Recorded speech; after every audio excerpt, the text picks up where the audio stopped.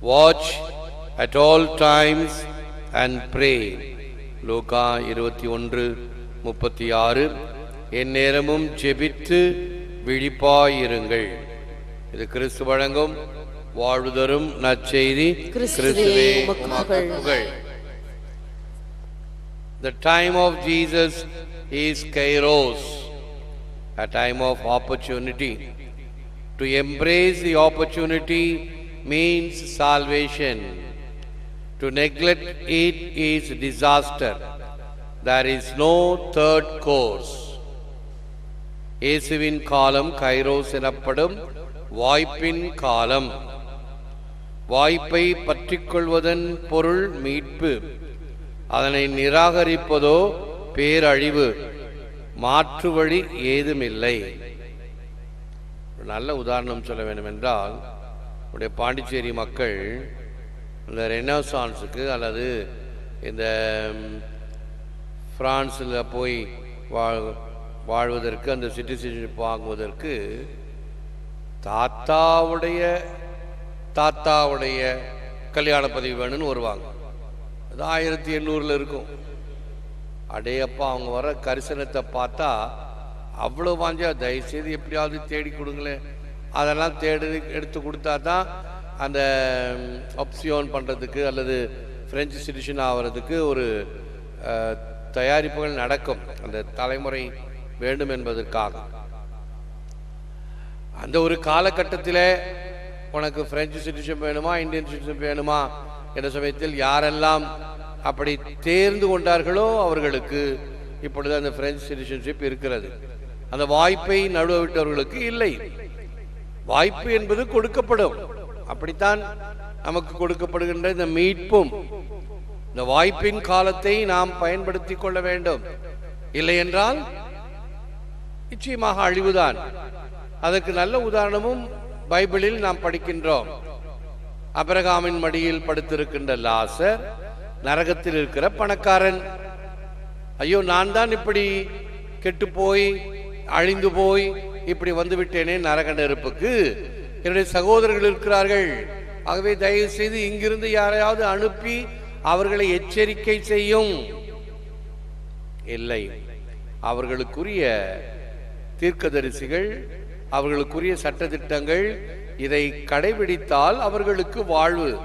உதாசீனப்படுத்தினால் உன்னை போல் அவர்களும் வந்து இங்கு அழிவுறுவார்கள் என்பது திண்ணம்.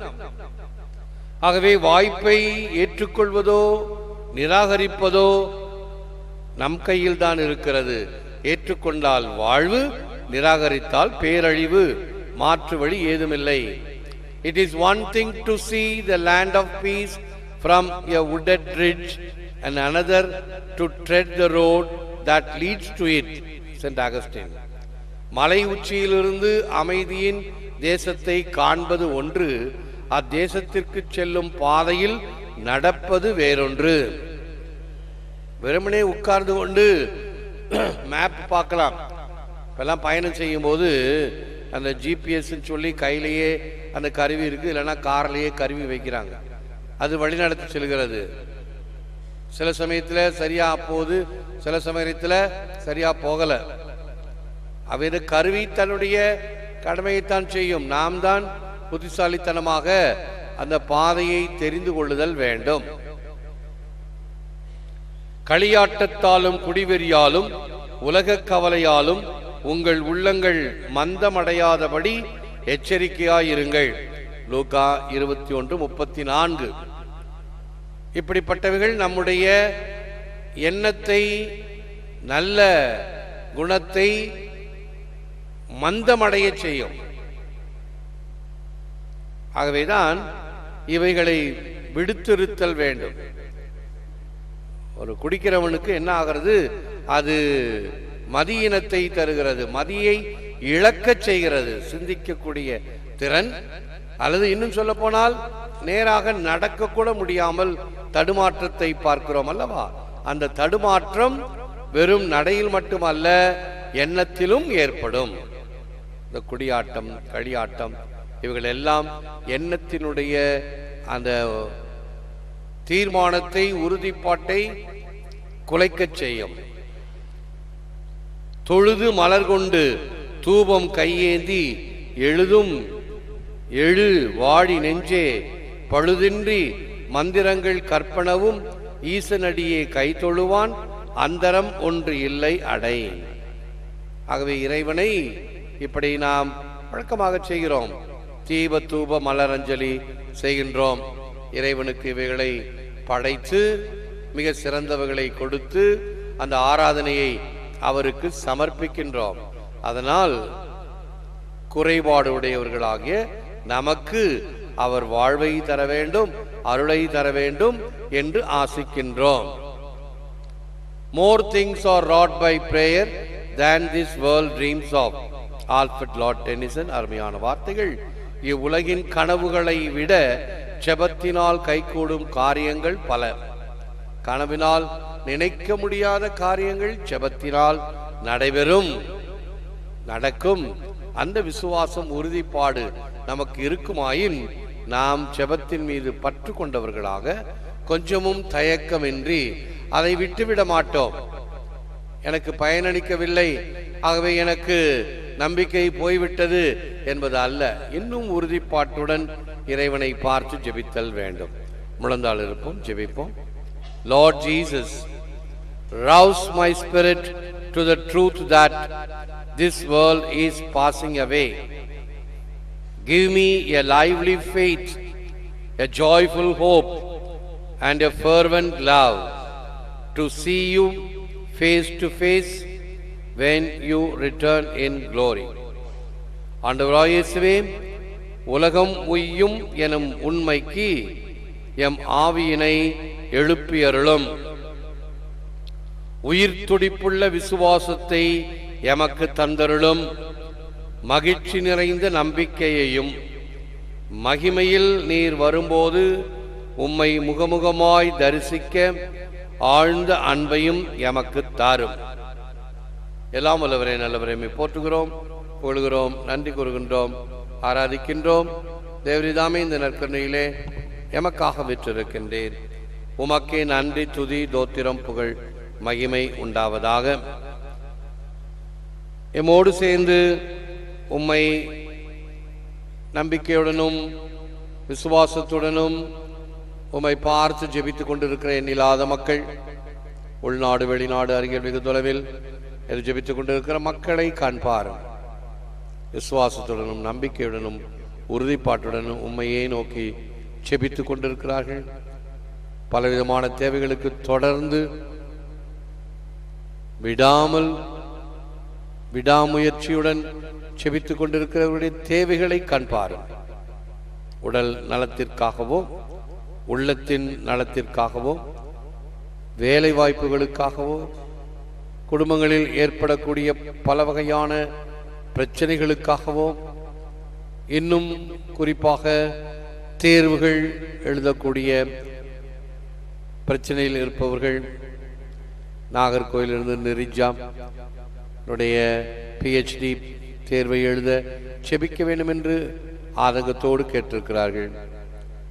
இன்னும் தங்களுடைய பிள்ளைகளின் மனவாழ்வுக்காக, குடும்ப பிரச்சனைகளுக்காக உம்மிடம் அருளையும் ஆசிரியையும் இந்த வல்லமையான நேரத்தில் ஏறெடுக்க வேண்டும் என்று கேட்டுக்கொண்ட அனைவருடைய கருத்துக்களையும் நீர் ஏற்றருளும். நம்முடைய திருப்பாதத்தில் சமர்ப்பிக்கின்றோம். இவையெல்லாம் ஏற்றவர்களுக்கு நலமும் வளமும் தருவீராக, ஆத்ம திருப்தியை தருவீராக. இதனால் தங்களுடைய தேவைகள் உமது அருளினால் தீர்க்கப்படுகின்றன, தீர்வுகளை பெறுகிறோம் என்ற நம்பிக்கை எங்களுக்கு உற்சாகத்தையும் ஆர்வத்தையும் தருவதாக. நீர் கொடுத்த வாழ்வுக்காக நன்றி, நீர் கொடுத்த கொடைகளுக்காக நன்றி, நீர் கொடுக்கின்ற வாய்ப்புகளுக்காக நன்றி. இவைகளை எல்லாம் நாங்கள் பயன்படுத்தி உமக்கு ஏற்ற சாட்சிகளாக நாங்கள் என்றும் வளரவும் மிளிரவும் செய்தருளும்.